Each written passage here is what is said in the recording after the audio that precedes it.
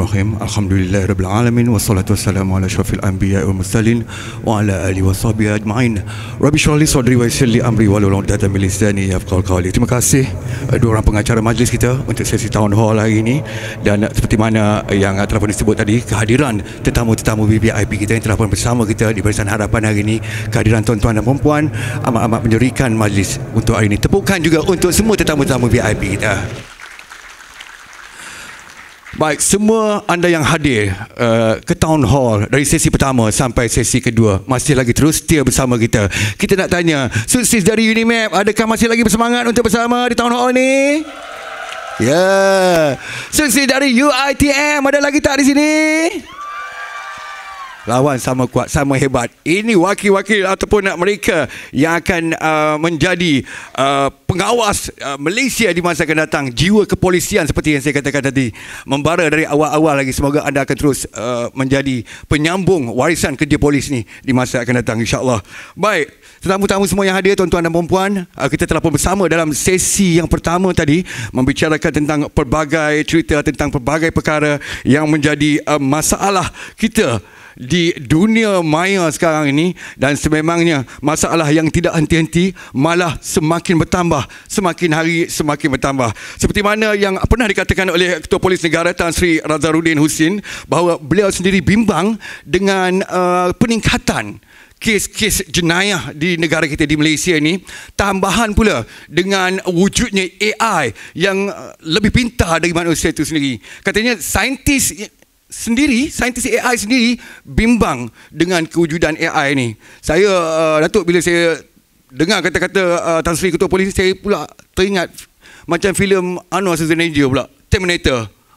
Skynet telah pun menghapuskan manusia. Terfikir juga apakah ini akan berlaku. AI semakin hari semakin meningkat dia punya kehebatan dia. Dan ini juga telah pun disahkan ataupun bagikan mengiyakan kenyataan daripada Ketua Polis Negara ini, di mana Pengarah JSJK Bukit Aman Datuk Seri Ramli Muhammad Yusof juga memperkatakan benda yang sama, dan undang-undang di Malaysia ni perlu diubah, perlu digubal supaya ianya lebih mantap lagi, kerana pihak polis hanya menjadi penguatkuasa undang-undang, mereka yang menjalankan penguatkuasaan undang-undang. Selebihnya undang-undang itu akan menentukan sendiri menentukan ke mana hala tujunya pergi kes-kes yang sebegini rupa. Dan membimbangkan kita seperti mana yang dinyatakan oleh Perdana Menteri Datuk Seri Anwar Ibrahim pada pembentangan usul kajian separa penggal bagi RMK12, di mana dilaporkan hampir 55,000 kes kejadian penipuan ini yang melibatkan 1.8 bilion ringgit kerugian bermula daripada tahun tempohnya 2021 hingga Julai tahun ini. Dan Perdana Menteri sendiri menyatakan yang undang-undang perlu diubah dan digubal untuk memastikan kita semua insya-Allah sedikit sebanyak akan selamat untuk menghadapi dunia yang penuh mencabar ini. Dan pihak polis akan sentiasa melakukan kerja-kerja mereka untuk memberi advokasi, untuk memberi penerangan kepada masyarakat. Dan hari ini dengan diketuai oleh Datuk DCP sendiri, Ketua Polis Negeri, iaitu Tuan Muhammad bin Abdul Halim, yang dihormati DCP Datuk Muhammad bin Abdul Halim bersama kita di sini hari ini, membawa kerja kuat polis ini dengan sokongan daripada Bank Muamalat, Jabatan Penerangan, Unimap dan semua mereka yang telah pun menjadi sponsor untuk program ini. Kita ucapkan ribuan terima kasih demi untuk kehidupan yang lebih bahagia di kalangan masyarakat Malaysia. Tepukan untuk semua yang terlibat, penganjur dan juga sponsor untuk sesi Town Hall ini. Dan tadi kita telah pun bersama dengan 3 panel kita, dan hari ini kita tambah jadi 4 untuk sesi yang kedua ni. Jadi 4. Saya sebenarnya, Ustaz, saya bila Datuk sampai tadi, saya dah mula goyang lah. Dengan pasukan khasnya dan sebagainya. Tadi yang sesi pertama tadi okey lagi. Masuk sesi kedua, moderator pun goyang dah, macam lutut macam nak keluar dah tengok kan. Tambah bersama dengan orang-orang yang hebat yang ada kat depan saya ni. Okey, yang pertamanya untuk hari ni kita ada mewakili Jabatan Siasatan Jenayah Komersial Bukit Aman, iaitu Superintendent Nur Asrul bin Arif, iaitu Ketua Unit Siasatan Jenayah Hartanah, Bahagian Siasatan Jenayah Pemalsuan, Pelancongan dan Hartanah. Terima kasih Tuan kerana sudi bersama kita. Tepukan untuk Tuan. Mewakili PDRM. Seterusnya mewakili Suruhanjaya Komunikasi dan Multimedia Malaysia SKMM, kita ada Puan Wahidatul Abdah Aminur Rashid bersama kita. Beliau adalah selaku Deputy Director Communication and Poster Regulation Department. Dan seterusnya mewakili, ini toke besar ni. Toke besar, bank besar. Kita bersama dengan wakil dari Bank Negara. Kita ada Mr. Vijaya Durai Singapura yang bersama kita hari ini. Boleh saya panggil tuan Mr. Vijay? Ya, memang nama Mr. Vijay. Saya teringat Hero Tamil Vijay tu. Memang sama. Pengurus BNM Link. Dan seterusnya, ini kalau di Perlis ni, kategori ustaz ni, dia ustaz paling handsome lah kat Perlis ni. Kan? Mewakili Majlis Agama Islam dan Adat Istiadat Melayu Perlis, CEO MAIP Negeri Perlis, iaitu Tuan Haji Muhammad Azim bin Haji Muhammad Noor. Ustaz ni kalau time kali ribut, tengok pokok kelam ya kan, ribut nak datang, teringat ustaz. Tak pernah ada kat rumah, sentiasa turun padang untuk memastikan semua mangsa-mangsa banjir, mangsa-mangsa ribut menerima abang mereka balik. Sedikit sebanyak boleh membantulah ustaz. Mangsa scam juga, mangsa scam juga disantuni oleh MAIP. Wah, ini satu yang baru, boleh saya cakap dalam radio nanti. Mangsa scam juga, penat ustaz lepas ni, banyak mangsa scam sebenarnya. Baik, tanpa membuangkan masa, kita nak bersama dengan wakil dari PDRM. Tuan jangan tengok saya macam tu tuan, takut saya tuan. Superintendent Nur Asrul bin Arif. Jadi mewakili PDRM. Apakah taktik terbaru scammer dalam menjerat mangsa melalui teknologi terkini, masa kini, dan jika tuan boleh kongsikan sedikitlah statistik kes kerugian yang dialami oleh mangsa akibat daripada jenayah penipuan dalam talian tahun 2023 ni. Silakan tuan. Assalamualaikum warahmatullahi taala wabarakatuh dan selamat pagi yang dihormati Datuk, tuan-tuan dan puan-puan semua. Jadi untuk statistik bagi kes penipuan dalam talian untuk Januari sehingga Oktober 2023 bagi seluruh Malaysia, carta ni diunggulilah oleh tipu panggilan dengan jumlah kerugian 8,000, jumlah kes yang berlaku 8,540 kes dengan jumlah kerugian 297 juta. Jadi kes jenayah telekomunikasi ni, mangsa dia tak lain tak bukan daripada orang sekeliling kita, rakyat Malaysia juga. Yang ini tak ada mangsa daripada luar negara datang buat laporan polis apa semua, tak ada. Semua daripada rakyat negara kita. Yang kedua, kita ada jenayah kewangan, e-financial. Ni 1,854 kes dengan jumlah kerugian 98 juta. Lepas tu kita ada love scam 810 kes dengan jumlah kerugian 38 juta.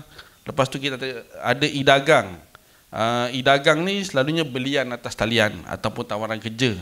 10,044 kes dengan jumlah kerugian 183 juta. Pinjaman tak wujud 3,600 dan pelaburan tidak wujud 4,424 kes dengan jumlah kerugian 364 juta. Ini paling tinggilah kerugian untuk tahun 2023 ni.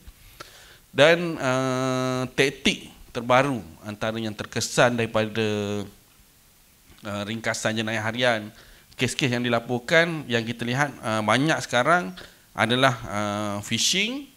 Phishing ni selalunya penjenayah akan hantar link ataupun aplikasi kepada pengguna, dan selalunya ia menyasarkan pengguna yang menggunakan telefon teknologi Android.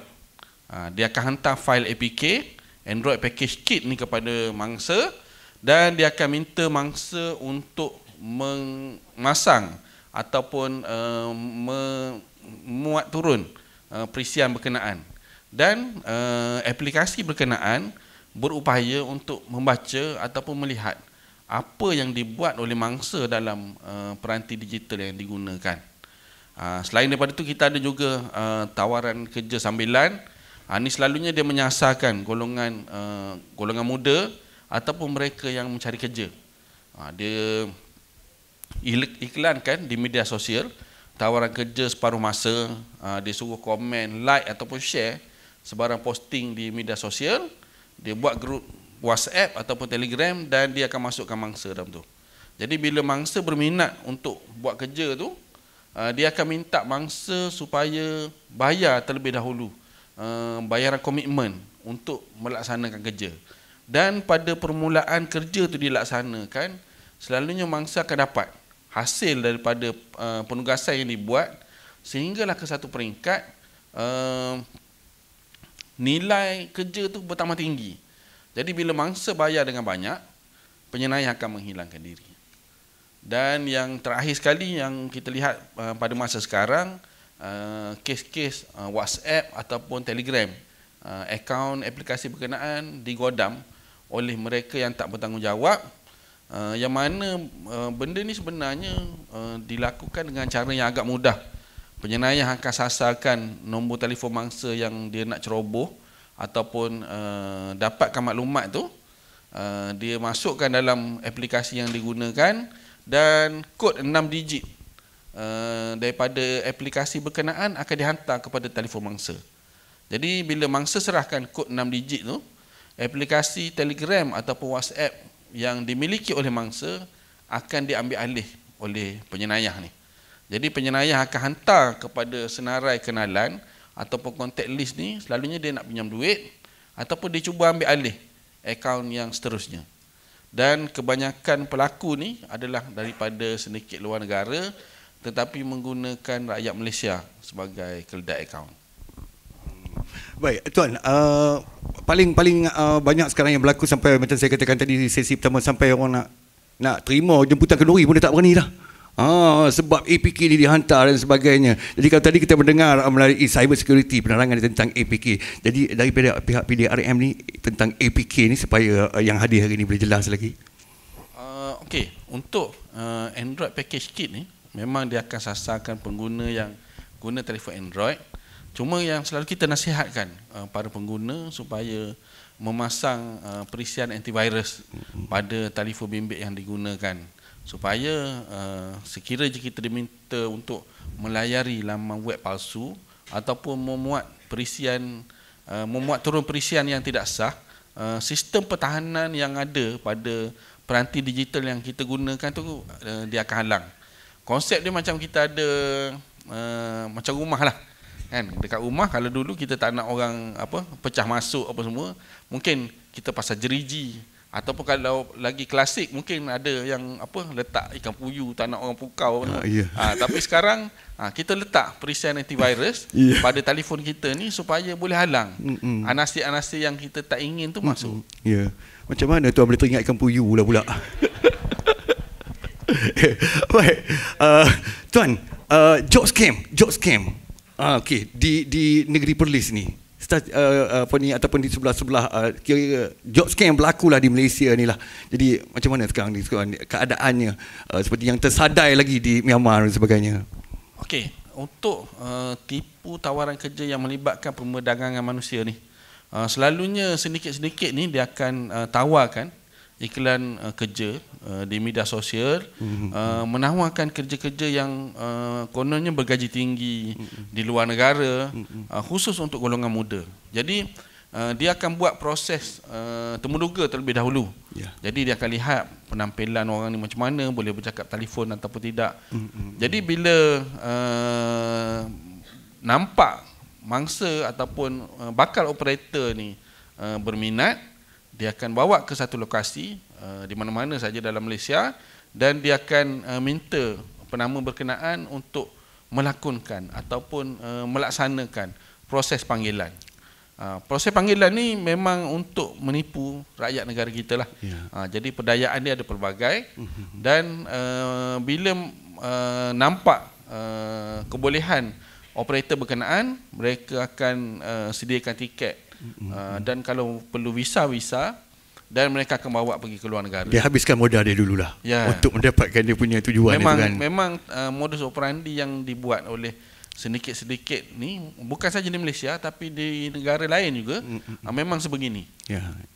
Jadi operator ni dia akan bawa pergi ke satu lokasi, dan selalunya daripada rakaman percakapan yang kita buat sebelum ni ke atas mangsa ni, pasport mereka, telefon bimbit mereka akan dirampas oleh sedikit, dan mereka akan dipaksa untuk menjalankan perdayaan kepada rakyat negara yang mereka sasarkan tu.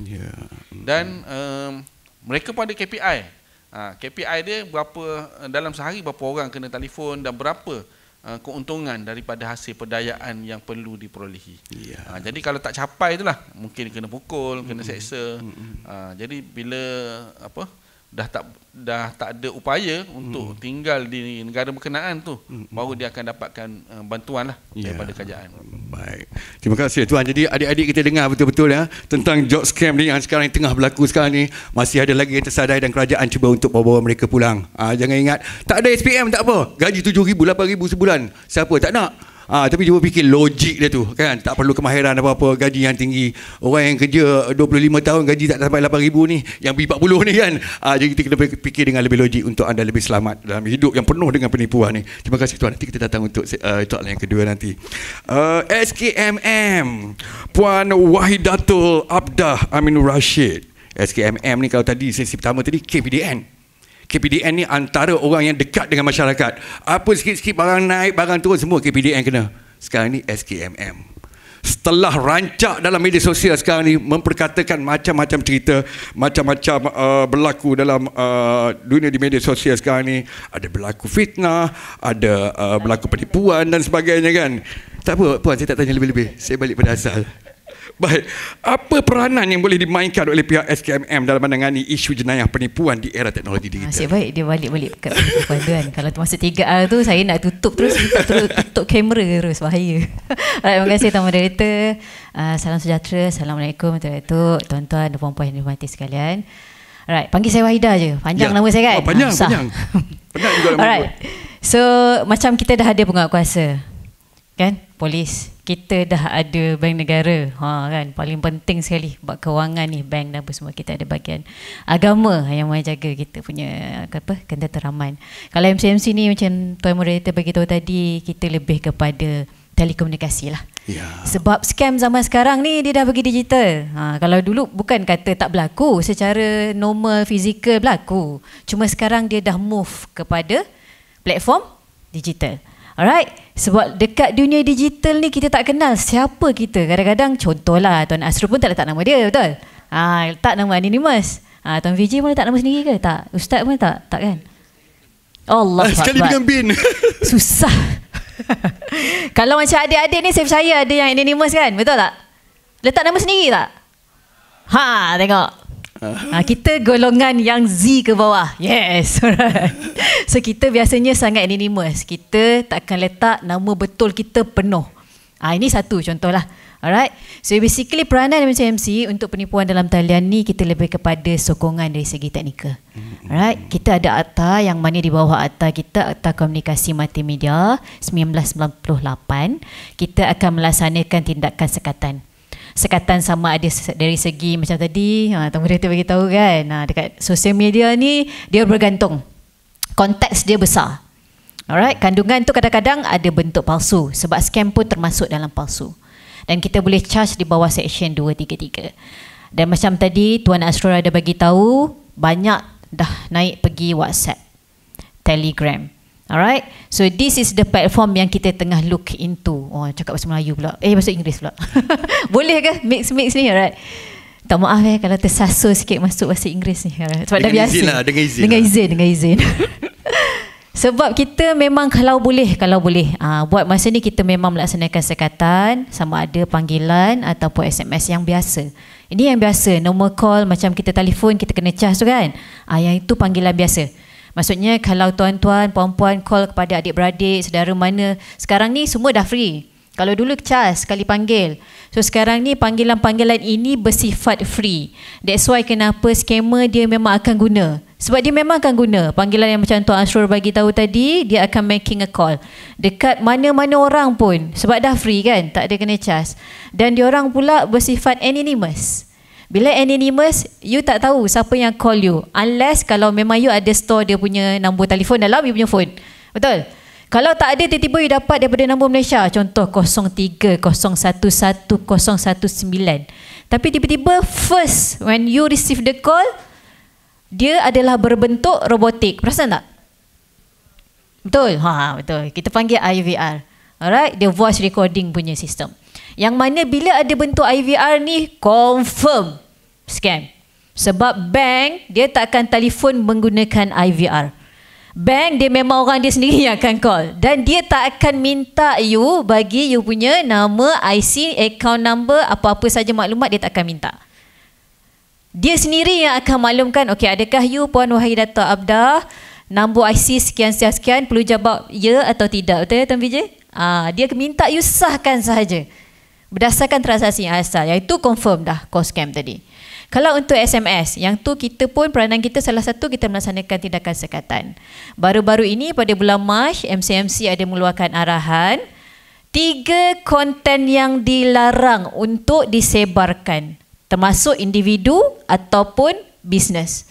Satu, ada hyperlink. Hyperlink tahu kan? Pautan kepada laman sesawang ke ataupun APK yang Tuan Asrul maklumkan tadi itu tidak dibenarkan. Yang kedua, konten yang ada nombor telefon untuk dihubungi kembali. Yang tu pun tak dibenarkan. Maksudnya kalau Tuan bagi dekat saya sekarang SMS yang ada nombor telefon akan disekat. Alright. Yang ketiga, kandungan yang ada memohon maklumat peribadi. Minta nama ke IC, contoh kalau saya minta Vijay bagi IC, confirm tak lepas. Alright. Kalau lepas boleh buat aduan kepada aduan SKMM. Alright, kita akan sekat. Okay, 3 kandungan ini kalau you nampak, you dapat sama ada melalui SMS biasa, mahupun WhatsApp atau Telegram atau mana-mana aplikasi pun, confirm scam. Okay, ingat 3 konten ni. Alright, itu yang kedua kita sekat. Yang ketiga, laman sosial media. Okay, laman sosial media ni untuk makluman, seperti mana di bawah akta kita, mereka tidak tertakluk. Kerana penyedia perkhidmatan ni dia di luar. Dia bukan dibuat ataupun diorganisasikan di Malaysia. So susah untuk kita ambil tindakan sekatan serta-merta. So apa yang kita bantu, kita akan memohon kepada penyedia perkhidmatan itu sendiri, platform penyedia ni, untuk menurunkan kandungan yang kita kenal pasti sebagai scam ataupun spam. Kita dua-dua kita buat. Dan termasuk tadilah fake news tadi tu saya tak nak sentuh. Alright. Okay. Dan keempat. Ni yang kali keempat. Untuk aplikasi mudah alih. Untuk apa tadi? WhatsApp, Telegram, apa lagi? RCS. Tahu RCS tak? Siapa ada pakai Android? Tak ada kaya orang-orang polis ni, hebat. Semua pakai iPhone Serius? Betul? Kalau pakai Android, dia ada satu messaging. Dia panggil RCS. Sekarang dia dah tune dah pergi Swift. Dia pergi dekat RCS punya SMS. Sebab ini adalah kita panggil aplikasi mudah alih. Aplikasi mudah alih ni dia tak lalu telco punya network.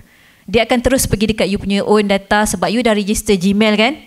Kalau macam iPhone, sebab pakai iPhone kan, sebab you register you punya Apple ID. So you akan dapat iMessage. Perasan? Betul tak? So dia akan masuk spamming message tu dekat you punya iMessage. So kita tak control, tapi user boleh control. Sebab ada function reporting dekat situ untuk you report kalau you rasa SMS itu spamming ataupun phishing. Yang itu MCMC tak boleh bantu. Kita hanya boleh bantu setakat di peringkat rangkaian sahaja. Itu saya stop dulu. Terima kasih Puan. Pandai Puan cakap, saya sampai tak ada tempat nak slot masuk. Tak, masa saja tak lagi. Tapi Puan, sekarang ni saya tambah sikit, saya tanya sikit lagi. Bila berlakunya, masih lagi berlaku kes-kes penipuan dan sebagainya di media sosial ni, ramai yang meletakkan kembali seperti mana berlaku pada KPDN. Barang naik ke barang turun, KPDN yang akan kena.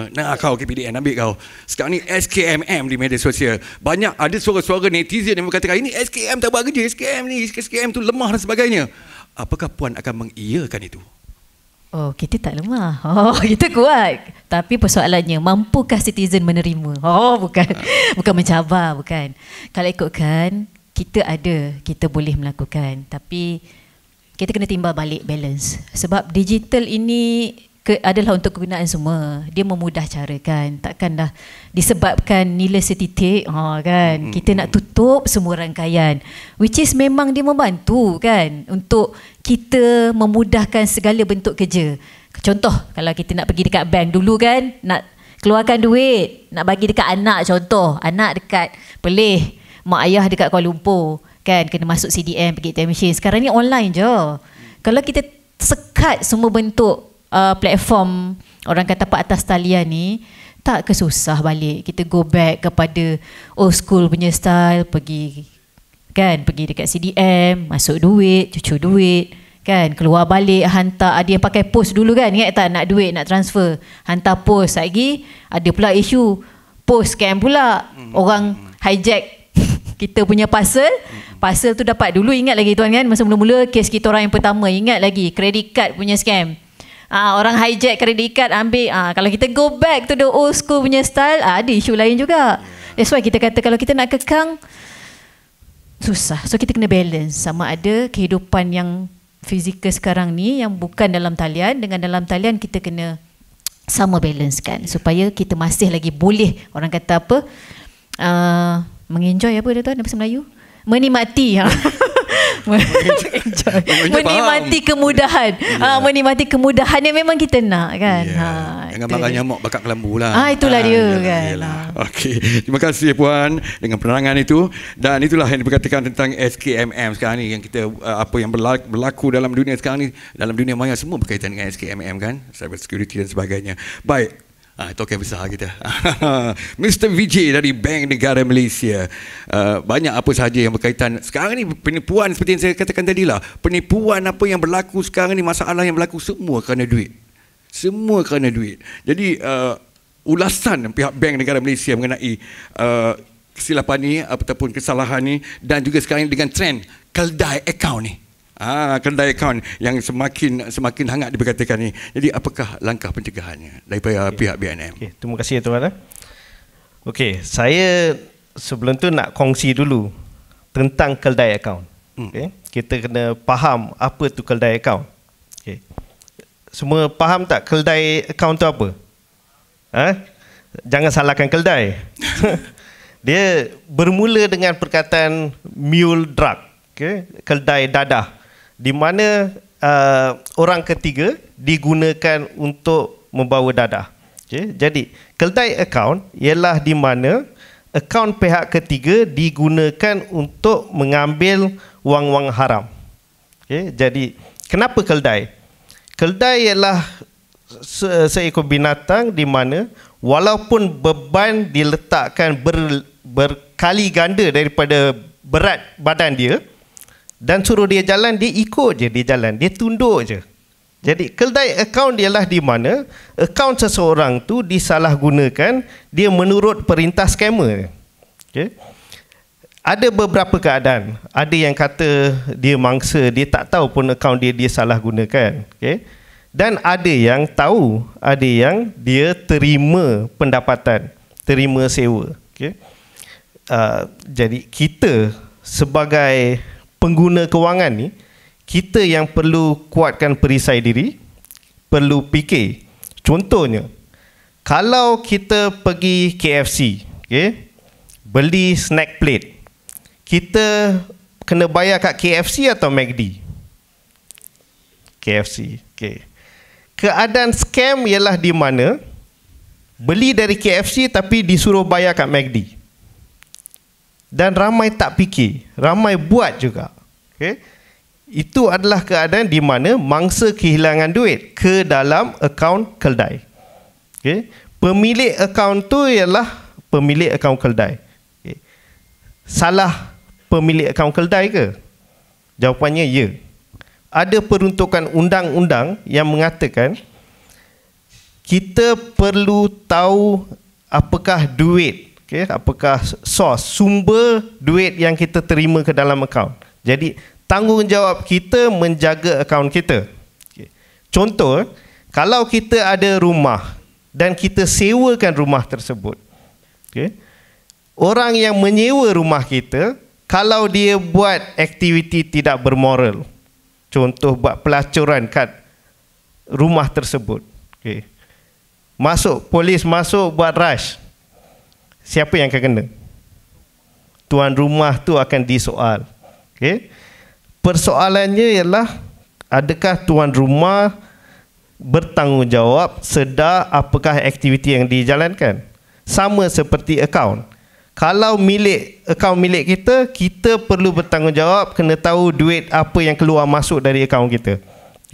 Jadi tanggungjawab keldai akaun atau pemegang akaun untuk menjaga akaun tersebut supaya tidak disalahgunakan oleh sesiapa. Jadi kita sebagai pemegang akaun, kita tak sepatutnya memberikan kebenaran atau maklumat akaun peribadi kepada pihak ketiga. jangan sewakan. Sekarang sewa dia agak lumayan. Ada yang sampai tawarkan RM1,200 seminggu untuk sewakan akaun. Keluarlah iklan-iklan, sewakan kad bank anda untuk RM1,200 seminggu. Jangan tertarik. Kalau jadi kedai akaun, impact dia di kemudian hari agak besar. Kita kena faham apakah impact menjadi kedai akaun. Satu, tindakan undang-undang ke atas kita. Kalau dah jatuh hukum, kita dah ada satu rekod jenayah. Dari mata undang-undang, kita ni dah jadi penjenayah. Tak boleh padam. Dah jadi penjenayah, apa lagi impact dia? Kalau tuan-tuan, puan-puan yang muda ni baru nak masuk kerja, dah jadi kedai akaun, bayangkan kesusahan yang tuan akan lalukan. Nak buka akaun bukan mudah. Sebab kita dah ada rekod jenayah. Rekod jenayah tentang kes ini adalah mengenai credibility, integriti kita. Boleh percaya ke tak dia ni? Sebab yang ni penipuan. Disebabkan seorang kedai akaun ni, dia boleh ada mangsa 10,000 mangsa. Disebabkan akaun ni you salah gunakan, 10,000 orang jadi mangsa scam. Jadi pihak bank akan melihat permohonan kedai akaun ni untuk pembukaan akaun. Dia akan percaya ke tidak? Sebab sudah ada rekod. Jadi impact kepada kedai akaun, lepas ni nak buka akaun pun susah. Bila nak buka akaun susah, mudah ke dapat kerja? Semua kedai, syarikat atau institusi memerlukan akaun bank untuk tujuan pembayaran gaji. Kalau tak ada akaun, susah dapat kerja yang proper, yang boleh makan gaji secara bulanan. Sebab tak ada akaun. Jadi impact agak besar. Kita yang perlu perisai diri, lindung diri kita, jangan sewakan akaun dan jangan pinjamkan akaun walaupun dengan saudara mara ke, kawan ke. Ada kes-kes di mana tunang pinjam akaun.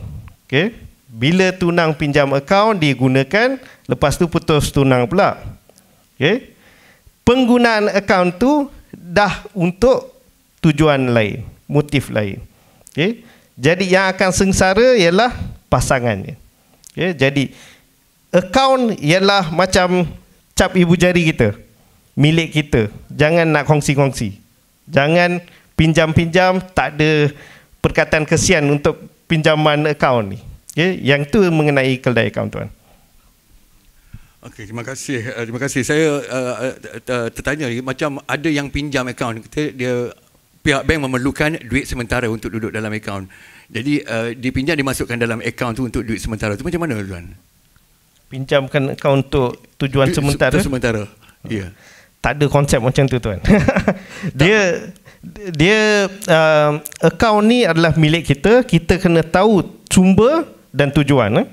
Kalau setakat memang mak bapak kita nak transferkan duit, setakat masukkan tu untuk kita transferkan duit, faham. Yang ni di mana keadaan kita tak mengenali seseorang, tak mengenali sumber kewangan tersebut, dan kita benarkan tujuan tersebut. Bahayanya sebab kalau ada duit masuk, tiba-tiba gaji dia, contoh gaji dia RM2,000 sebulan, gaji dia pada 25 hari bulan. Kata setiap 3 hari mula masuk duit RM5,000. Pihak bank akan tertanya-tanya, duit apa tu? Kenapa? Dari segi pihak bank akan buat know your customer, KYC. Di mana dia dah tahu si penama ni gaji dia berapa hari bulan dia akan dapat gaji. Kalau tiba-tiba akaun dia mula terima duit setiap 3 hari, setiap 2 hari keluar, masuk RM5,000, keluar RM7,000. Jadi dah ada persoalan. Apakah aktiviti yang dijalankan? Dan satu lagi, ingat, kalau jadi mule account, mangsa scammer ni akan buat laporan polis terhadap kejadian scam. Nombor yang dia ada ialah nombor akaun kedai tersebut. Jadi nombor akaun akan masuk dalam laporan polis. Polis buat siasatan terhadap akaun. Okay. Ada kejadian di mana dia akan masuk dalam Semak Mule. Okay. Polis ada portal Semak Mule, akan masuk Semak Mule. Dan satu lagi kita kena ingat tentang National Scam Response Center, NSRC. Okay. Di mana panggilan dari mangsa scammer akan dilakukan. Dia akan buat panggilan ke NSRC dan laporkan mengenai akaun tersebut. Okay. Duit saya dah keluar dari akaun, dah masuk akaun ni. Jadi akan ada pengesanan dana dari akaun-akaun. Jadi akaun Mule ni dia sebenarnya akan dipantau secara rapi oleh pihak berkuasa. Okay. Jadi impact adalah secara menyeluruh. Kita kena ingat, usaha memerangi scammer ni ialah whole nation approach, secara menyeluruh, dari segi pencegahan, penguatkuasaan dan juga kesedaran. Okay. Yang ulasan saya, kalau kita berjaya meningkatkan perisai diri, kita boleh mengurangkan kejadian scam. Terima kasih Tuan. Terima kasih dengan penerangan yang sangat-sangat jelas. Baik, kita nak bersama dengan Ustaz Muhammad Hazim. Saya heran juga macam mana Maib tiba-tiba ada dalam skema ni. Tuan, saya pun heran kan. Heran juga kan. Okey, jadi apakah program khidmat masyarakat atau seumpamanya yang boleh atau telah atau sedang dijalankan oleh Maib untuk memberi kesedaran tentang ancaman ni? Bismillahirrahmanirrahim. Alhamdulillahirabbil alamin wassalatu wassalamu ala rasulihil amin wa ala alihi washabbihi ajma'in. Thumma amma ba'd. Assalamualaikum warahmatullahi wabarakatuh. Semua okey ke? Semua boleh tahan lagi ke? Kami tak tahan ni. Terima kasih kepada saudara Sazali selaku moderator, DCP, Datuk, OCPD semualah yang bersama-sama pada pagi ini, rakan-rakan panelis, tuan-tuan dan puan sekalian. Sebelum saya jawab, sebab soalan tu mudah sangat, apa yang kita orang bantu kan untuk scam kan. So saya pergi sikit lah sebagai mukadimah. Dia sebenarnya kehidupan kita ni begitulah. Dia akan berbeza daripada satu keadaan ke satu keadaan lain. Masa sangat menentukan apa yang berlaku kepada kita. Dan hakikat ini memang sebenarnya akan berlaku perubahan, dan kita pun takkan duduk di satu tempat yang sama pada setiap masa. Contohnya sekarang kita kat depan, mungkin selalu kita kat belakang kan. Kadang-kadang kita dekat belakang imam, mungkin kita di depan imam nanti in future. Faham tak tu? Itu pastilah. Mati. Pastilah. So maksudnya itulah norma dalam kehidupan kita yang akan berubah. Termasuklah dalam soal kita, kehidupan kita yang sebelum ni kita tak terfikir pun tentang soal-soal ni nak beli barang dengan kad. Dulu masa mula keluar kad kredit, kita pun rasa bangga boleh pegang kad kredit, pun bangga dah. Lagi bayar hutang kan. Ataupun selepas daripada itu dia keluarkan pula debit card kan. Dulu nak pergi beli barang kena pergi keluarkan di ATM, tak ada lagi debit card kan. Debit card keluar selepas credit card sebagai contoh. So kita pun rasa begitu kehidupan kita akan berubah daripada satu keadaan ke satu keadaan. Dan itulah yang realiti yang perlu untuk kita hadapi dalam hidup kita ni, ya. Termasuk yang di depan saya ni ada yang tadi puan sebut Generation Z. Ataupun saya tak tahulah generasi apa. Mungkin purba lah kot kan. Sebab zaman kita orang ni kita orang ni zaman ikhlas, sebab tu sebut nama betul. Kita tega untuk sebut nama betul. Tegar, minta maaf. Sensitif. Nampak perempuan yang nampak lebih sensitif. Okey, tuan-tuan dan puan sekalian, tu saja kita rakam ke ni? Oh, okey. Goyang juga Ustaz. Goyang juga Wah, saya tunggu dalam kereta ni. Okey, tuan-tuan dan puan sekalian, Maib ni satu agensi yang diamanahkan untuk membantu masyarakat dalam soal-soal yang berkaitan dengan sosioekonomi umat Islam. Dan dalam soal skema ni ada beberapa usaha yang kami lakukanlah sebagai satu khidmat sosial yang kita laksanakan kerana kita nak membantu mempertingkatkan tahap sosioekonomi umat Islam. Kami juga memperkenalkan beberapa program untuk digital. Kita juga memperkenalkan cashless. Cashless tu bukan arti tak ada duit tau. Banyak orang berkata cashless, saya cashless, tak ada duit. Cashless tu artinya digunakan bayaran boleh dalam talian. So dengan kita melaksanakan galakan kepada masyarakat tentang soal cashless, digital dan sebagainya, kita juga menerima approach daripada pelbagai pihak, termasuklah PDRM macam disebutkan oleh yang dihormati Datuk tadi. Kita juga menerima cadangan daripada pelbagai agensi untuk turut sama terlibat dalam memberikan kesedaran kepada masyarakat, kerana kami ni di antara agensi yang berada di hadapan bersama-sama dengan masyarakat. Kami sangat dekat, we are touch di community, kita sangat menyentuh masyarakat dan kami selalu turun ke lapangan. Antara program yang kami lakukan, Zali, setiap hari Jumaat ni selalu orang lelaki akan pergi solat Jumaat. Kalau dia tak nak pergi masjid pun, hari Jumaat dia wajib untuk pergi kan. Dia kena pergi. Walaupun kadang-kadang dia duduk kat luar, dia tak masuk dalam lagi. Imam puas panggil. Dia kata tak boleh masuk lagi, belum qadqa lagi kan. So sebenarnya kita ada buat beberapa siri penerangan kepada masyarakat. Salah satunya melalui khutbah Jumaat. Dalam sakat ingat saya ni 2 kali dah kita buat tajuk berkaitan dengan bahaya skamer, bahaya penipuan dalam talian. 22 Julai 2022 dan juga 12 hari bulan Februari 2021. Saya ingatlah sebab birthday saya 12 Februari tu. Dah masuk awal lah tu, masuk awal. So maksudnya kami sentiasa memberikan penerangan kepada masyarakat. Even masa PKP itu pun kita buat program tentang kita sampaikan khutbah berkaitan dengan skamer.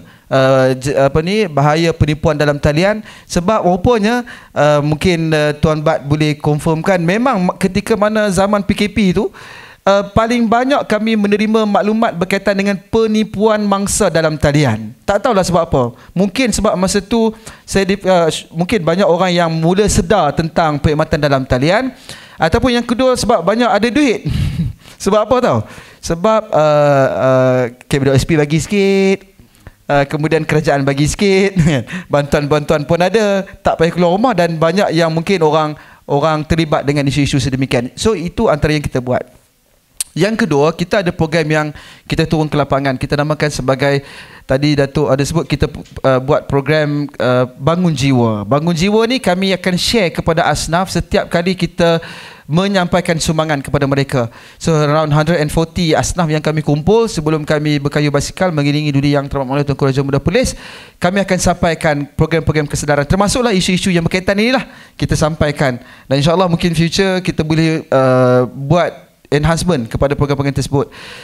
Juga kami ada satu lagi program yang kita custom khas kepada penerima bantuan, program peningkatan ekonomi asnaf, di mana mereka ini adalah para peniaga yang kami latih. So mereka ni kami berikan beberapa kit khas untuk mereka diberikan kefahaman tentang isu-isu skamer ni. Dan memang dalam program Bangun Jiwa tu kita taruh sikit tentang bahaya. Di samping kita wajibkan dia orang bayar zakat bila dia orang kaya nanti. So yang ketiga, yang keempat, kami juga ada program yang kita ada guru-guru majlis. Beberapa dekat ni kita memang memaklumkan kepada guru-guru kita yang turun ke lapangan, sampaikan ceramah di masjid, surau dan even di agensi-agensi untuk turut berkongsi tentang bahayanya scam ni supaya masyarakat aware. Ya, memang ada hadis Nabi SAW yang Nabi sebutkan, man ghasyana falaisa minna. Nabi kata barang siapa yang kalau dia itu melakukan penipuan kepada kami, falaisa minna, maka dia bukan daripada golongan kami. Para ulama discuss kenapa Nabi SAW sebutkan orang yang menipu tu sehingga tidak termasuk daripada golongan kami. Apakah dia mencapai tahap kepada dia keluar daripada Islam ataupun tidak? Asasnya dia mungkin melakukan penipuan sama ada besar ataupun kecil. Tetapi perkataan yang digunakan oleh baginda Nabi SAW, bila Nabi sebut orang penipu ni, Nabi kata falaisa minna, maka dia itu bukan daripada golongan kami. Depan saya ni saya nampak beberapa orang tu imam pun pakai baju polis ni. Ustaz Amir ni nampak pakai baju polis. Nanti mungkin boleh share tentang benda-benda ni. So bila Nabi sebutkan orang yang menipu ni bukan daripada golongan kami, seolah-olah hampir perkataan yang weightage dia berat, sehingga Nabi sebutkan bukan daripada golongan kami. Kalau bukan daripada golongan kami ni, Nabi golongan Muslim, maka bukan daripada golongan kami, adakah dia membawa kepada kufur, masuk keluar daripada Islam ataupun tidak? Sebagian ulama kebanyakannya mengatakan tidaklah keluar daripada Islam, tetapi bukan daripada mereka yang mengikuti perjalanan sebagai seorang Muslim yang baik. Jadi itu antara program-program yang kami lakukanlah tuan. Dan di samping daripada itu, dalam soal kita memberikan bantuan, memang adalah sebagian yang dia orang terlibat dengan scam, dia refer back kepada kami selaku agensi yang menguruskan zakat. Cumanya kita tidak ada peruntukan khas untuk nak mengganti atau memberikan sumbangan kepada mereka yang terlibat dengan scam ni, melainkan adalah kes-kes yang bila dia terlibat dengan scam, dia tak ada benda nak makan. So kita bantu sebab dia termasuk lagi kalangan fakir dan juga miskin. Tapi untuk ganti balik 100,000 dia, 82,000 tu bukan tanggungjawab kami lah. Jadi itu antara benda yang kami bantu dan apa yang kami laksanakan. InsyaAllah mungkin ke depan ada lagi perkara yang kita boleh buat di antara agensi. Nampak ni abang-abang apa ni, rakan-rakan kita yang telah menjadi daripada jadi anggota kepada bukan anggota, tapi nampak macam boleh lagi menyampaikan program-program kesedaran kepada masyarakat. Teman-teman, mungkin lepas ni kita boleh libatkan untuk menyampaikan program yang boleh touch kepada masyarakat. Terima kasih. Terima kasih Ustaz. Itulah soalan yang terakhir tadi saya nak tanya tadi, adakah mangsa scam ni akan dapat ganti? Tapi dah Ustaz jawab lah tadi, memang betul lah. Memang itu yang nak tanya. Saya boleh agak dah jadi nak tanya. Terima kasih Ustaz. Baik, kita nak kembali untuk wakil daripada PDRM seperti Tuan Nur Asrul Arif. Tuan Nur Asrul, jadi apakah faktor utama yang menjadikan mangsa percaya pada panggilan penyamaran ni? Percaya sangat-sangat, gelabah dan sebagainya, terus buat apa, ikut apa yang disuruh oleh penjenayah ni? Okey, kalau panggilan penyamaran ni, dia ada pelbagai jenis. Sama ada daripada agensi penguatkuasa, polis, SPRM, LHDN. Lepas tu kita ada yang menyamar Kementerian Kesihatan pun ada. Lepas tu sekarang ada lagi penyedia perkhidmatan, ada Unify, JNT. Jadi proses panggilan tu, yang pertama sekali dia akan sahkan identiti mangsa dia ni siapa. Jadi kalau kadang-kadang kita tengok bila mangsa ni bila angkat telefon, dia bagi nombor IC palsu. Dia pun buat penjenayah ni ada kemampuan untuk buat semakan, betul ataupun tidak. Kalau bukan, dia terus skip kepada mangsa lain. Dan proses panggilan ni, tujuan pertama dia sekali adalah mewujudkan ketakutan oleh mangsa. Daripada ketakutan tu, mangsa akan serah maklumat peribadi dia dan akan ikut apa juga arahan yang diberikan oleh penjenayah. Dan dalam kes-kes yang disiasat oleh warga Jabatan Siasatan Jenayah Komersial, memang ketakutan lah yang menjadi punca utama kepada mangsa ni ikut arahan. Tak ada pun, kalau sebelum ni mungkin ada setengah orang kata ada pukau dalam proses panggilan ni, tak ada. Yang ada adalah ketakutan. Sebab bila ketakutan, dia akan ikut apa juga arahan. Dia macam orang lemas dekat sungai lah. Orang bagi apa sekalipun, dia akan capai untuk menyelamatkan diri. Dan proses tipu panggilan ni, dia akan berlarutan. Kalau dulu kita lihat mangsa buat keluar duit, letak dekat tepi pondok bas, tandas awam, ataupun letak dekat belakang rumah penjenayah yang datang. Tapi sampai satu peringkat pada masa sekarang, penjenayah hanya perlu hantar fail APK kepada mangsa, mangsa muat turun, install pada telefon dia dan bermulalah proses pemindahan wang, dimasukkan ke dalam keldai akaun. Dan keldai akaun ni bila terima duit daripada mangsa ni, penjenayah pun pandai dah. Dia dah tak keluar terus. Dia akan buat proses layering daripada satu akaun mungkin pecah kepada 10 akaun. 10 akaun ni pecah lagi kepada 20. Sampailah ke satu peringkat dia berupaya untuk keluarkan duit tu daripada mesin ATM. Ya. Dan dalam kes yang sampingan dengannya, macam kes pelaburan dan sebagainya, mengharapkan satu untung yang besar kan. Lepas tu dia minta masukkan sejumlah duit. Lepas tu tak dapat duit, minta masuk lagi dan terus masuk beberapa masuk duit tu berapa kali, berulang-ulang kan. Jadi pernah tak pihak polis siasat mangsa ni, kenapa yang awak percaya sampai masuk duit sampai 3-4 kali, sedangkan keuntungan tak dapat lagi, awak masih masukkan duit, seperti mana yang berlaku pada seorang artis baru-baru ni? Okey, kalau untuk pelaburan, dia tak ada ketakutan, tapi dia ada ketamakan. Yang kalau kita lihat dalam kebelakangan ini, paling tinggi kerugian di Malaysia adalah sedikit penipuan pelaburan Yomex ataupun mata wang kripto secara atas talian. Dan memang kebanyakan mangsa rugi dia tak sikit lah. Paling sikit pun puluh-puluh ribu sampai ke peringkat jutaan ringgit. Dan selalunya mereka ni bila dah mula melabur, dia akan dijanjikan dengan pulangan yang banyak. Mungkin ada sampai labur dalam masa 30 minit pun dah dapat duit dah, dia janji. Jadi bila mangsa ni percaya, ataupun pada permulaannya sedikit akan masukkan sedikit duit kepada mangsa, supaya mangsa nampak memang pelaburan ni betul ataupun menghasilkan pulangan yang lumayan kepada dia. Jadi mangsa akan berterusan memasukkan duit, ataupun mungkin mengajak orang lain. Sampai satu peringkat ada yang sampai buat pinjaman ataupun duit gratuiti persaraan habis dilaburkan ke dalam sedikit penipuan pelaburan ni. Selalunya bila dah habis, mungkin tu ada datang. Nak mencelah sikit. Ya. Satu tentang tipu panggilan tadi. Sekarang trend terkini yang kita lihat dari NSRC, National Scam Response Center, ialah di mana scammer berlakon sebagai NSRC. So dia akan buat panggilan, kononnya NSRC yang buat panggilan dan mengatakan nombor tersebut, nombor pemilik tersebut digunakan untuk tujuan jenayah. Jadi dia pemanggil akan berlakon kononnya dari IPK Perak, IPK Sarawak dan mengatakan anda didapati bersalah menggunakan nombor tersebut untuk tujuan jenayah. Jadi dia salah gunakan nama NSRC, bukan hanya pihak bank, pihak polis, SPRM semua. Dulu-dulu banyak tentang tax lah, LHDN. So sekarang NSRC pun dah disalahgunakan untuk tujuan tu. Dan tentang penipuan pelaburan tu memang saya setujulah. Memang tamak. Okay? Sebab kita tak fikir tentang pelaburan ni mesti ada risiko untung atau rugi. Yang penipuan pelaburan ni dia beri satu confirmation, guarantee yang confirm untung.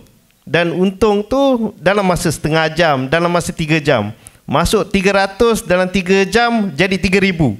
Tak perlulah kita bekerja kalau ada resepi menjadi jutawan macam tu. Jadi konsepnya memang tamak, tapi kita kena fikir logik ke tidak. Dia lebih kepada logik akal. Apakah jenis perniagaan yang dibuat, aktiviti ekonomi yang dibuat. Okay? Syarikat besar mana pun, contoh syarikat yang besar, boleh namakan apa-apa syarikat, dia tak boleh beri kenyataan tahun ni untung berapa. Dia kena buat perniagaan, hujung tahun close account, baru kira untung rugi, baru tahu berapa untungnya. Belum lagi declare dividend. Lepas tu baru declare dividend. Baru tahu berapa peratus keuntungan. Scammer ni belum apa-apa dah kata untung sebulan 10%. Yang tu semua red flag. So, kita kata tanda-tanda untuk kita mengenal pasti itu scammer ke tak. Tapi perisai diri, jangan tamak. Terima kasih. Tuan mungkin nak tambah. Berdasarkan daripada kes pelaburan yang dilaporkan kebelakangan ini, kita melihat penjenayah telah mula menggunakan taktik daripada menggunakan akaun peribadi kepada akaun syarikat Sdn Bhd. Dia cari dulu orang yang untuk dijadikan keledai akaun ni, dia suruh buka seberapa banyak syarikat yang mungkin, dan daripada syarikat tu baru dia buka akaun bank. Jadi kebanyakan pelabur ni bila dia tengok betul lah duit masuk dalam akaun syarikat, nampak macam pelaburan yang sahih. Daripada situlah mangsa ni diyakinkan oleh penjenayah. Terima kasih tuan dengan penerangan tu. Baik, pihak SKMM kan dengan soalan yang seterusnya ni. Banyak di kalangan masyarakat kita yang terima panggilan menyatakan ini panggilan dari mahkamah, sedangkan kita tahu mahkamah tidak akan menghubungi seperti yang puan kata tadi kan, menghubungi terus pihak ataupun penama tersebut. Jadi kadang-kadang kita percaya sebab tengok nombor telefon tu kan. Jadi macam mana scammer boleh buat nombor telefon talian pemanggil tu dipaparkan sebagai nombor talian agensi kerajaan? Macam mana dibuat tu kan? Okey. Dia ada teknik yang kita panggil spoof. Spoof ni dia masking lah. Basically dia ada satu aplikasi. Sebelum tu macam semua orang macam dah penat kot. Macam okey ke adik-adik kat atas tu? Okey. Malam tadi kawat tak risau sebab terlampau banyak sangat kan tipuan panggilan ni. Kalau tak dengar betul-betul nanti sayang sebab kita ada kes 2 minggu lepas. Ni pesara lah. Saya memang pesara polis yang kena tu. Ni cakap terus ya. Cakap terus.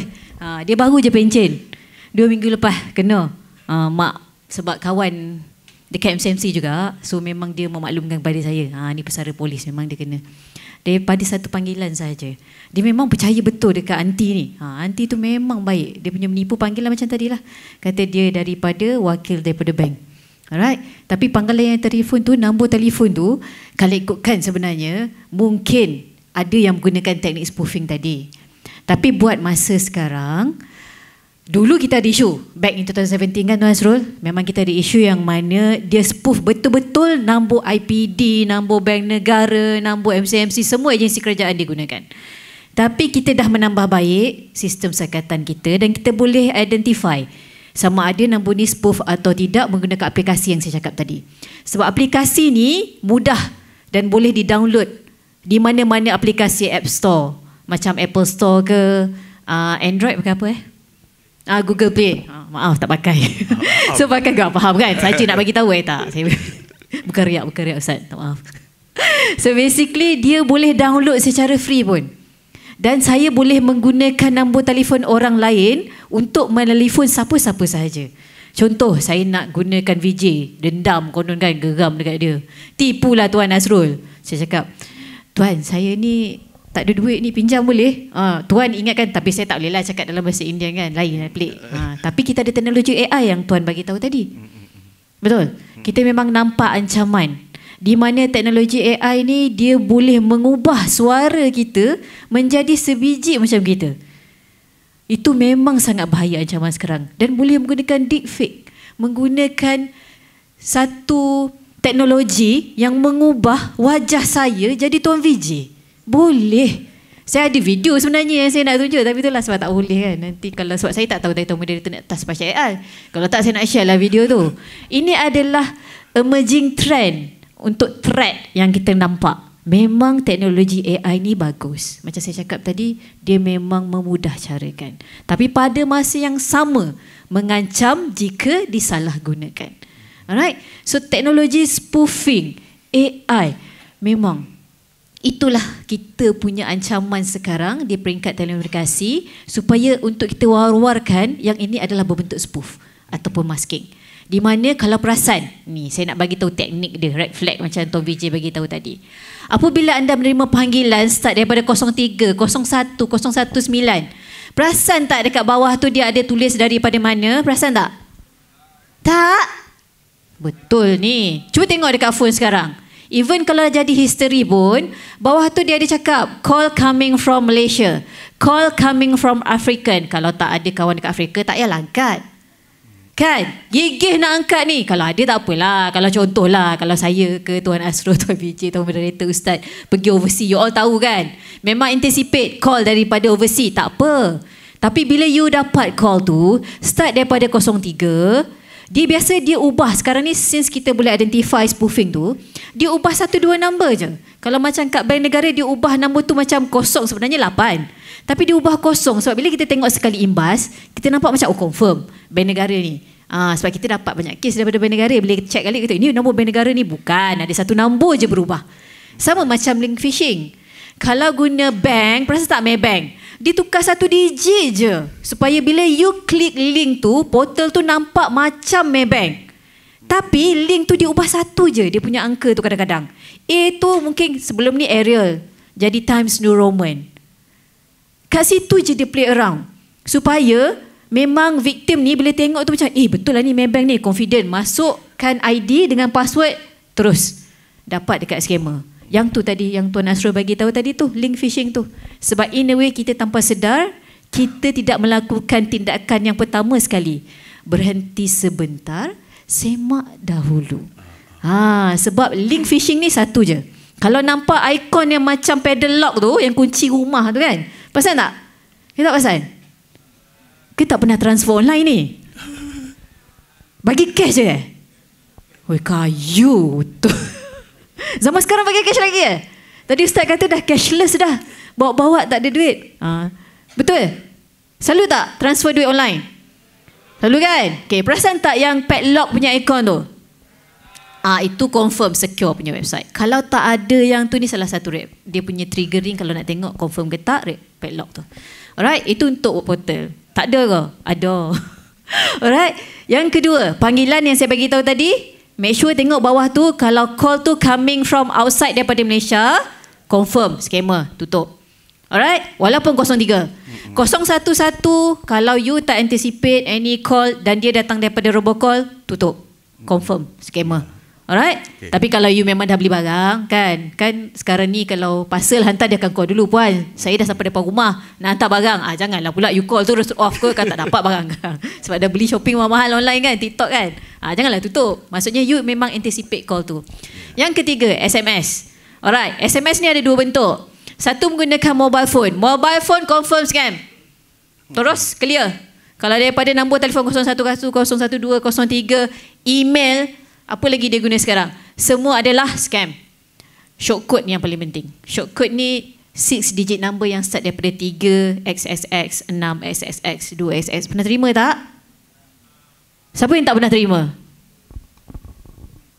Okey, semua terima maksudnya tahulah Okey, short code ni dia selalunya datang daripada bank ataupun mana-mana penyedia perkhidmatan yang you memang purchase. So dia memang genuine. Dan jarang selalunya memang scam. Oh, nak dah panggil kad ke? Okey, dah kad ke? Terlebih So sekarang ni, since MCMC dah buat sekatan dekat yang ni tadi, yang 3 konten tu, dia dah move pergi dekat short code. Tapi dekat short code pun kita control. Sebab diorang adalah pemegang lesen di bawah MCMC dan kita memang boleh cari sampai siapa yang hantar. Itu dia punya kelebihan. So dikawal. Baik. Alright, itu saja. Terima kasih puan. Saya tak potong tak potong. potong Baik, terima kasih. Saya pun dapat signal daripada pihak penganjur, jadi kita nak tukar gear. Kan? Baik, kita nak teruskan bersama dengan Bank Negara Mr. Vijay. Tadi saya tanya SKMM Mr. Vijay, jadi apakah langkah intervensi yang dilakukan oleh Bank Negara dalam mengukuhkan keselamatan bagi perbankan dalam talian ni? Okey, saya akan rumuskan Okey. Jadi Bank Negara pada tahun lepas, September 2022, telah mengarahkan pihak bank untuk mengambil 5 langkah pengukuhan untuk melindungi pengguna. Yang kita boleh ingat ialah di mana pihak bank telah disuruh percepatkan peralihan daripada SMS OTP kepada cara pengesahan yang lebih bagus. Jadi sekarang dah tak ada lagi SMS OTP. Lagi kita dah suruh hadkan device yang kita gunakan. Jadi untuk internet banking, nak gunakan apps, boleh gunakan satu phone sahaja. Dia tak boleh menggunakan beberapa phone. Kenapa? Kerana pihak scammer pernah buat taktik dia gunakan mobile phone lain untuk buat transaction. Jadi sekiranya kita dah daftar, dah hadkan, pihak bank dah tahu inilah device yang digunakan, phone yang digunakan. Jadi bukan mudah untuk scammer salah gunakan akaun kita. Jadi kita ada 5 langkah yang telah dibuat oleh pihak bank, dan selepas 5 langkah ni dilakukan oleh pihak bank, kita nampak penurunan jumlah kes yang dilaporkan di NSRC. Kita nampak untuk 5 bulan kita nampak dah jatuh 58% dari segi transaksi unauthorized. Jadi nampaklah itu signal yang bagus. Tapi kita tak berhenti setakat tu, kerana pihak scammer akan sentiasa upkan game dia, akan sentiasa cuba jadi lebih unik. Jadi pihak bank negara juga perlu meningkatkan lagi permainan kita lah, meningkatkan lagi pengukuhan tindakan yang diambil. Jadi kita ada usaha sama dengan pihak PDRM, MCMC, pihak industri perbankan, NFCC. Kita telah adakan NSRC, National Scam Response Center, di mana mangsa scammer dalam talian, sekiranya baru jadi mangsa, kata baru dalam masa sejam yang lepas baru nampak duit hilang dari akaun, perlu terus hubungi bank atau NSRC di 997. Laju bertindak untuk melaporkan supaya pihak NSRC dengan kerjasama organisasi yang ada, kita akan cuba kesan dana tersebut, cuba kejar duit tersebut. Okay? Dalam keadaan tu kita akan buat tindakan penguatkuasaan. Okay? Jadi kita sebagai pengguna perlu ingat nombor 997 ni. Okay? Buat masa sekarang operasi dia dari 8 pagi hingga 8 malam, tetapi sekiranya berlaku kes-kes selepas waktu tersebut, jangan risau, anda tetap boleh hubungi pihak bank anda. Bank telah disuruh mengadakan call center atau nombor hotline 24 jam untuk kes-kes scam ni. Okay? Dan saya cuba beri saranan di sini, pihak bank negara perlukan semua orang amalkan konsep 3S, soal, sekat, sebar. Okay? Soal setiap red flags yang ada, setiap perkara masuk akal ke tidak. Okay? Saya tak pernah buat contoh, tak pernah hantar kirim barang, tapi dapat panggilan kata kita hantar barang terlarang. Okay? Jadi soal itu semua red flag, saya tak pernah buat. Okay? Sekat, jangan lakukan apa yang disuruh. Kalau dia akan suruh kita berikan maklumat peribadi, dia akan suruh kita transfer, pindahkan dana ke dalam akaun keldai yang diberikan. Sekat perbuatan tersebut.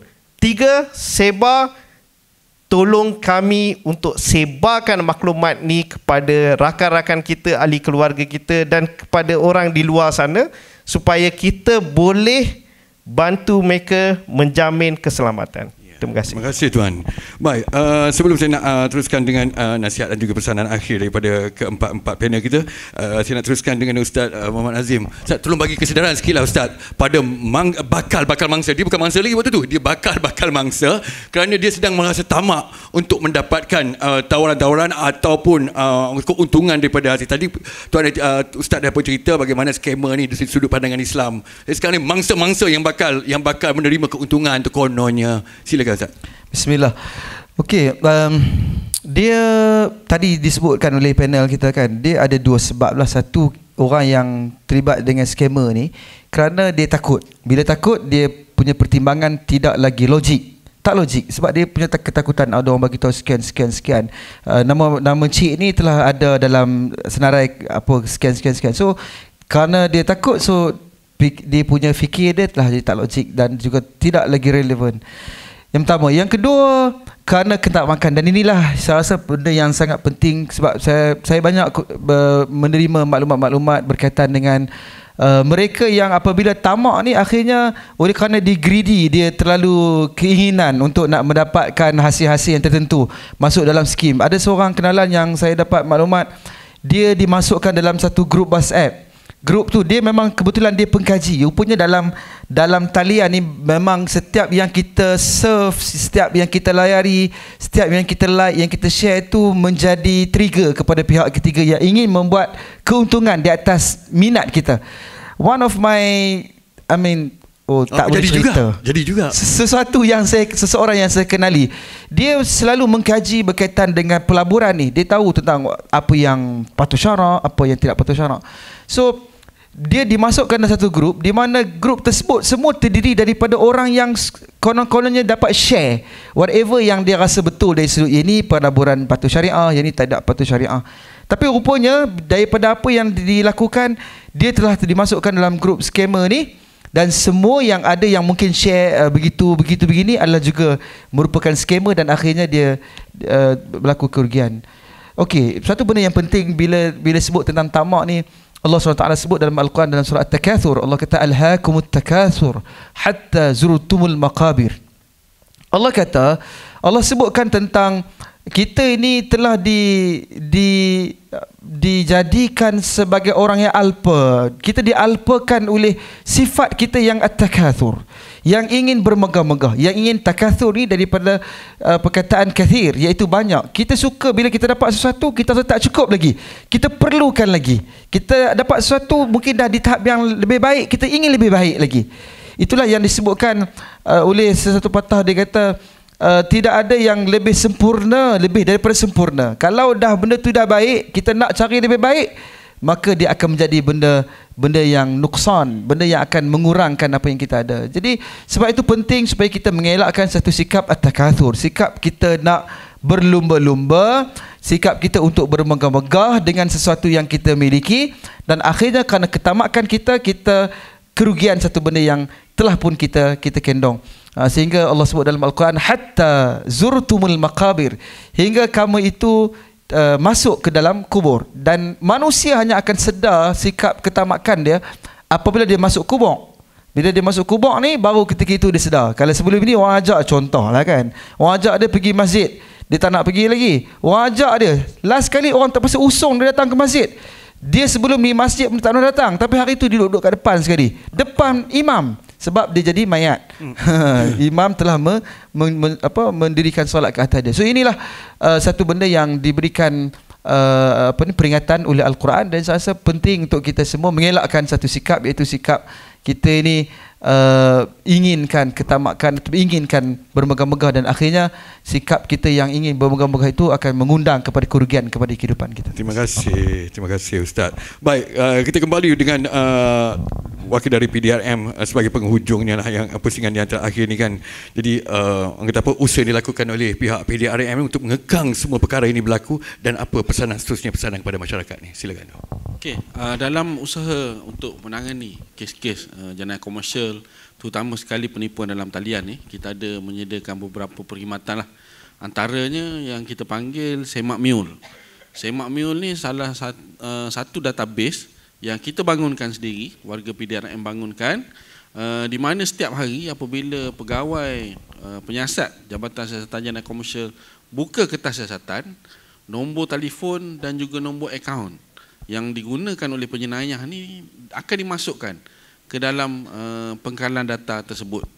Jadi kalaulah ditakdirkan satu hari kita nak beli barangan, disuruh masukkan dalam satu akaun, ataupun kita tiba-tiba terima panggilan daripada nombor yang kita tak kenali, kita boleh buat semakan dekat laman web tu, masukkan nombor telefon, nombor akaun tu, kita buat carian.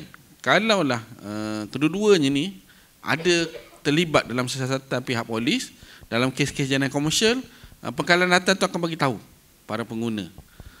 Jadi selain daripada itu, kita ada saluran-saluran media sosial, kita ada Instagram, TikTok, Facebook, Cybercrime Alert Royal Malaysia Police. Jadi kalau ada kes-kes terkini, trend terkini, kita akan kongsikan pada laman berkenaan lah.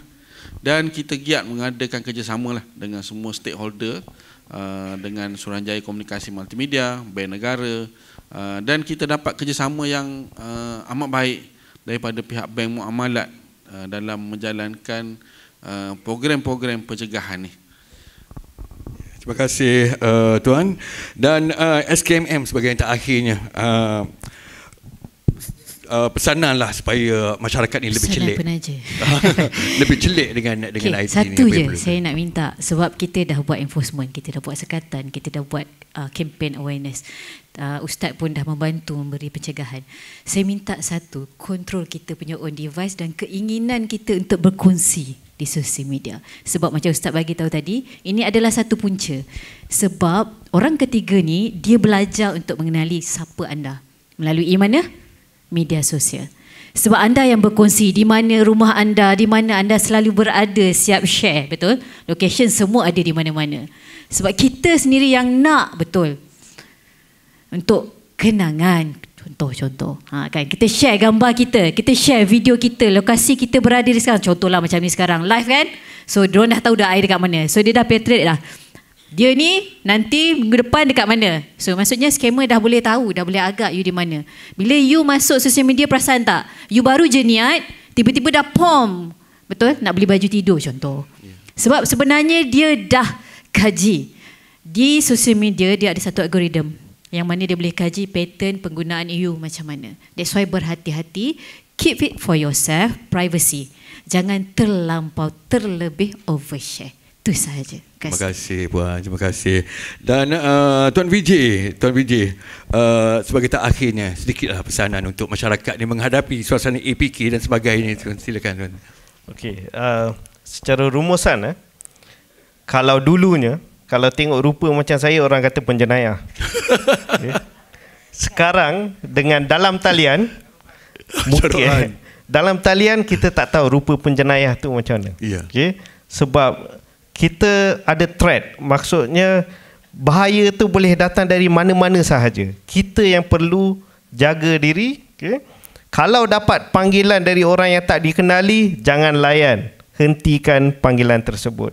Kerana skrip dia agak bagus, lagi lama kita berbual dengan orang yang memanggil tersebut, lagi tinggi peluang untuk kita jadi mangsa. Okay? Jadi tamatkan panggilan. Kalau dapat apa-apa message, okay, yang beri APK file, jangan klik. Okay. APK Android Package Kit ni, kalau Android app semua, pergi dekat Play Store, type kat sana, dapatkan dari situ. Jangan klik atau muat turun dari mana-mana. Okay. Jangan, kalau klik tu macam kita buka rumah kita, letak dompet, kita macam pelawar orang datang ambil dompet kita. Okay. Jadi jangan klik. Kalau ada nombor panggilan dari orang yang tak dikenali, jangan layan. Yang ketiga, jangan sewakan atau kongsi akaun anda kepada sesiapa. Okay? Nombor 4, kita jangan tamak, jangan takut. Okay? Pihak polis ada balai kat semua tempat. Okay? Jadi jangan bagi alasan tak tahu nak cari siapa. Okay? Buat, kalau kata tak tahu nak cari siapa, buat panggilan 997, 3 digit je. Call 997, dapatkan nasihat. Takut, pergi ke balai berdekatan, dapatkan nasihat. Ada tempat untuk kita dapatkan nasihat. Sentiasa bercakap dengan orang sebelah atau ahli keluarga, kerana scammer akan kata jangan kongsi dengan sesiapa. Okay? Kerana dia tak nak putuskan rantaian. Sekiranya kita berbual dengan seseorang, contoh saya pergi kat Wahida, saya kongsi, Wahida akan tanya, bukan ke itu scam? Betul ke tu? So dia akan putuskan rantaian tu. Dia akan buat saya terfikir betul ke tidak. Okay? Jadi sentiasa bercakap dengan seseorang. Terima kasih. Betul, ikuti Facebook Amaran Scam oleh Bank Negara Malaysia, di mana kita kongsi maklumat terkini dan ada banyak video dan town hall yang diadakan. Terima kasih. Terima kasih. Apa yang tuan cerita tadi memang pernah berlaku pada saya. Itu saya yakin sangat-sangat. Dan tuan, Ustaz, satu lagi Ustaz, ini tentang kes penutup. Orang lain semua ada penutup, Ustaz kena ada penutup juga. Sikit lah, ujung lah sikit je. Okey, bagaimana Ustaz pesanan lah untuk pada kononnya dalam penyanyian yang bawa orang kata apa, cara tema Islamik lah. Sampai baru ni Menteri Besar kita pun ada wajah dia digunakan. Nampak lebih Islamik ni. Jadi untuk muslimin muslimat di Malaysia ni, bila tengok orang kata apa nampak Islamik, memang dengan ikhlasnya untuk bantu, untuk memberi dan sebagainya. Sebagai terakhir pesanan untuk muslimin ni. Okey, scam ni banyak jenis kan. Termasuklah scam atas nama agama pun banyak kan. Dia kata dia nak bantu, dia minta untuk membantu mak tahfiz dia. Dia sengaja tak baiki mak tahfiz. Ada sebahagian dia sengaja tak bagi mak tahfiz tu, sengaja tak perbaik supaya orang boleh bagi bantuan, sedangkan dia ada satu rumah yang mungkin besar. So itu pun juga disebutkan dengan scam. Saya ingin menasihati kepada mereka yang terlibat, sama ada masyarakat. Pertama sekali, pastikan kita rasional. Tengok dulu, pastikan betul-betul. Sebab tu Allah sebut dalam Quran, in ja'akum fasiqun binaba'in fatabayyanu. Al-Hujurat menyebutkan banyak kali, sekiranya datang kepada kamu seorang yang bawa mana-mana khabar berita, kalau kamu rasa dia itu fasik ataupun kamu tak pasti kebenaran dia, fatabayyanu, mesti diteliti terlebih dahulu. Dan kita tahulah dalam soal media sosial ni, semua orang kita anggap kita perlu untuk letakkan satu suspicious, kena letakkan satu perasaan, kita kena verify dulu betul ataupun tidak betul. Saya ingat kawan saya banyak kali kena, dia ustaz, saya tak apa nak ustaz, saya baru nak start kan. Yang ustaz betul-betul ni selalu orang besar-besar ni, orang letak gambar dia pelaburan patuh syariah sebagai contoh. So akhirnya menyebabkan bila letak je gambar ustaz ni macam logo halal lah kan. So akhirnya orang join, participate dalam sesuatu tu. So perlu berhati-hati. Bagi saya sangat perlu untuk berhati-hati dan perlu untuk verify. Tadi Tuan Vijay kongsikan apa maklumat-maklumat. Tadi Puan apa nama tadi? Puan Wahida dan juga Tuan Asrul kongsi kan. Bukan try, saya tanya betul ni. Saya tanya betul sebab mereka telah kongsikan maklumat-maklumat dan saya yakin dengan maklumat-maklumat yang telah disampaikan tadi, insya-Allah boleh menjadi sempadan kepada kita untuk kita mengenal pasti betul atau tak betul. Terima kasih. Terima kasih Ustaz bagi punchline akhir. Terima kasih untuk kesemua panel-panel kita. Terima kasih dari Jabatan Jenayah Komersial Bukit Aman, iaitu Superintendent Nur Asrul Arif, Suruhanjaya Komunikasi dan Multimedia SKMM, Puan Wahid Datul Abdah Amir Rashid, dari Bank Negara Malaysia Mr. Vijay, dan juga Majlis Agama Islam iaitu MAIPS Tuan Haji Muhammad Azim Muhammad Nur. Semoga apa yang telah pun diberikan oleh keempat-empat panel kita untuk bersama kita di Negeri Perlis hari ini telah akan memberikan kita sedikit panduan pengajaran untuk terus kita mendepani jenayah-jenayah cyber yang berlaku di Perlis dan di Malaysia. Sekali lagi kita ucapkan terima kasih untuk Datuk dan semua tetamu-tetamu kita yang hadir untuk hari ini, dan anda semua pengunjung-pengunjung yang berada bersama kita di sini, penonton-penonton yang setia dari awal pagi sampai sekarang. Tepukan untuk diri anda yang setia sampai waktu ini. Terima kasih semua. Terima kasih. Dan semoga ianya memberi manfaat untuk kita bersama. Maka dengan itu untuk sesi Town Hall Jenayah Era Digital berakhir sampai di sini. Sebarang kekurangan, sebarang kelemahan daripada saya dan juga panel-panel, kami memohon ampun dan maaf daripada anda semua. Salam Malaysia Madani. Assalamualaikum warahmatullahi wabarakatuh. Jumpa lagi. Majlis Melakangkan ucapan terima kasih dan berikan tepukan sekali lagi kepada panel-panel.